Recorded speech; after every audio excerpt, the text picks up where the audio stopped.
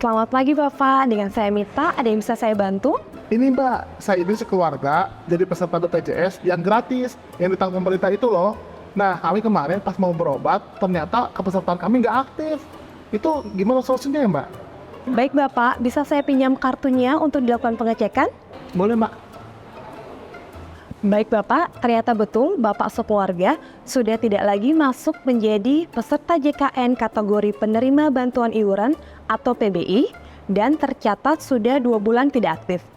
Tapi Bapak tidak perlu khawatir karena kartu Bapak belum sampai 6 bulan tidak aktif. Sehingga Bapak bisa melaporkannya ke Dinas Sosial dengan membawa kartu JKN, KTP, dan kartu keluarga. Jika Bapak memang beserta keluarga dianggap layak oleh Dinas Sosial, maka akan diterbitkan surat keterangan yang ditujukan ke BPJS Kesehatan untuk dilakukan reaktivasi kembali. Oh gitu, jadi terkait informasi penerima bantuan iuran bisa langsung ke Dinsos ya Mbak? Yaudah deh, makasih ya Mbak ya. Terima kasih.